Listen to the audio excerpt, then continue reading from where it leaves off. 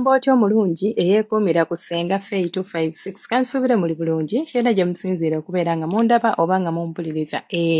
Olwaleero njagala twogereko ku bannange romansi eyimisa abasajja abakyala olaba nga naffe bwe tunyumirwa okutuweeweeta baawo n'akuweeweeta oba omwami wo oba boyfriend kyonna kye kiri n'akuweeweeta n'ogamba naye musajja yampeewese ne mpulira nga nsannyalala obugere. N'abasajja babyagala ddiya nabo bantu balina feelings balina emotions, they want to be loved, they want to feel that, they want to feel those feelings. So mubawe ng'akadde katutunire ka romance kosobola okuweeweetamu omusajja wo n'awulira nga kyekyo ekisookera ddala.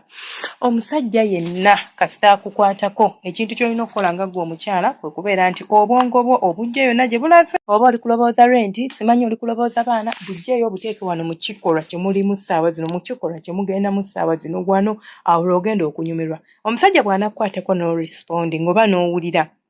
n'ofiiringa nkukakasaaga nnyabo kigenda kwanguyira nnyo naawe okuweeweeta omusajja oyo. Kigenda kwanguyira nnyo naawe okuweeweeta omusajja. Omusajja tumutandika mpola mpola bw'akunywegera munywegere. Oba oli mukyala nga tomanyi we banywegera, tulina ndabika nakolako video nga nakolako live nga tuyigiriza nga njigiriza okunywegera the do's and do nots kubanga ze zisooka before even proceed to the actual thing. So mukwano gwange omusajja omukwatako mpola mpola, omusajja wakwatako for example azze kangambe nti obadde oyimiridde n'akuwa kiss naye nga mugenda kwezina kwata emikono gyo giyise emabega w'ensingo ye ogiteeke enneke giyise mu nsingo then gijje gigende wanene emabega w'ensingo kati obeere ng'ajambuse wano waggulu mu mutwe. Olaba wo mu nkoona ojjukira abasajja abasinga tebalina nviiri ate ne waba alina enviiri oba ng'azisiba oba ng'akola ki doesn't matter. Gwe emikono gyo giyiseemu gigende awo nga mu kagundi nga ku scalp ye naye ng'okutte eno ku nkoona. Awo olaba waliwo feeling nga bw'okiwulira tulinawo kye tuyita nerve endings. Kati okwatawo mpola mpola omusajja buli bw'akunywegera ng'eno otambuza emikono ng'otambuza emikono naye omusajja akunywegera n'okwata emikono nga tegirina kye gikola. Bakyala mulimba.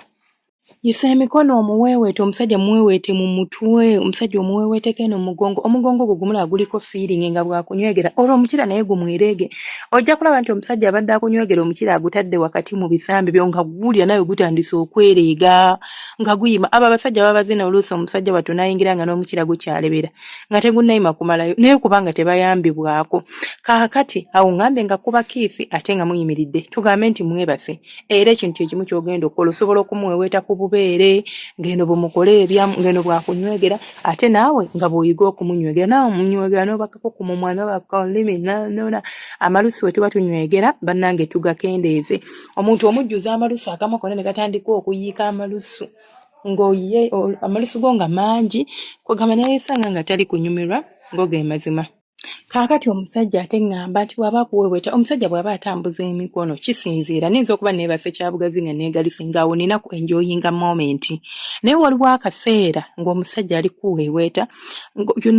siga nti akuli mabega ntosobola mukwata ate nno ne bw'aba akuli mabega ddiya wange osobola okukozesa omubiri gwo n'obweweeta omusajja oyo n'otandika okugukyusa n'ogukyusa ne weekulukuunya ng'omubiri gwe gukulukuunya ku mubiri gwe n'abeera ng'asobola owulira akabugu mwako n'abeera ng'asobola owulira mubiri ku mubiri omusajja n'abeera ng'awoomerwa omusajja n'abeera ng'anyumirwa kyokola ate nawe n'obeera ng'onyumirwa okitegeera baddiya bange abalungi. Then ate ekyo kiba tukitadde ku ntikko kati omusajja bw'aba akuzina mwabasingawo mukiviirako bw'oba otaddemu effort n'omuweeweeta bulungi ebisigadde ng'obireka naye tugambe nti tunema na kuyingira mu kwezina omusajja n'akuweeweetako tambuza emikono mpola mpola tulina kye tuyita inner wrist tulina kye tuyita wano mugundi muno mu ribs awo mu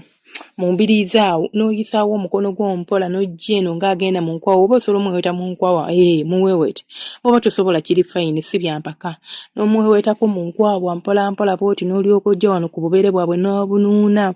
nga nawe bw'oyagala akunuune bw'oyagala akubeereko naye mubeereko nuuno obubeere bwo bumala obuyiseeko ekigalo nga w'obuzannyisa we bati ng'ozannyisa nippo ye mpola mpola kakwata okanyige okasike ng'okata ng'okasika ng'okata kanuune omusajja aleeka anaanyumirwe.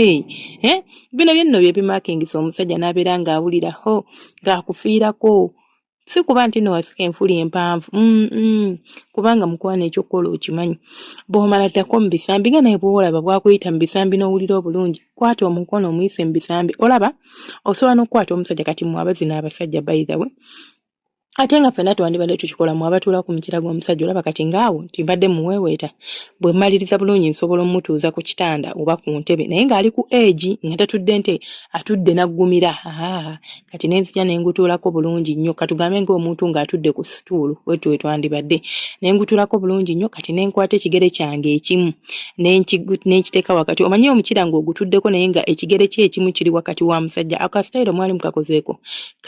kolinza owulikika nga akali complicated naye kanyuma kubanga oba tosobola gumalirayo kuba guba guzze ku side era oba ozinako kitwe kyokka kati n'otandika okwekulukuunya ebisambi byebyo ng'obikulukuunya ku musajja mu kisambi ky'omusajja awo wakati awo the point is kubeera nti osobola okukulukuunya inner thighs kye kisambi ky'omunda like ekya wakati ndowooza kyekyo like ekisambi kyonna but inner it's this part eri munda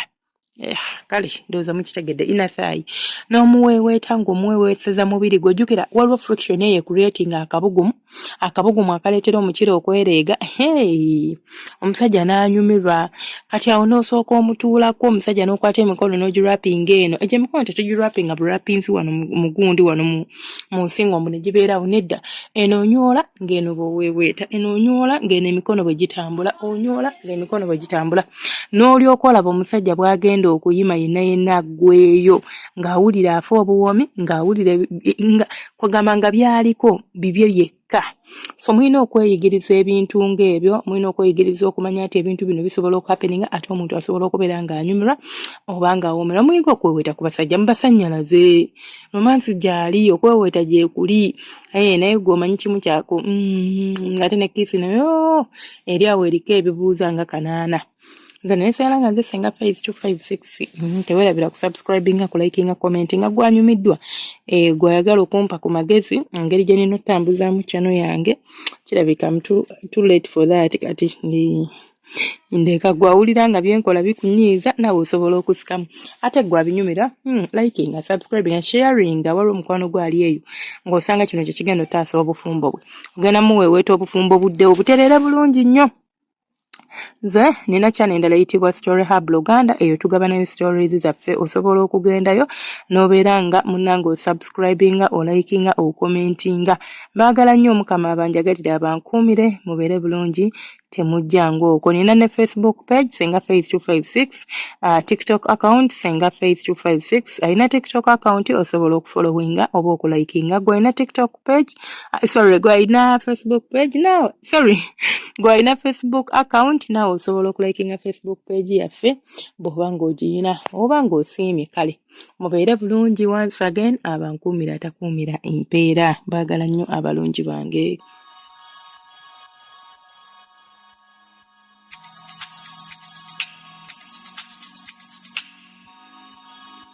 Yeah.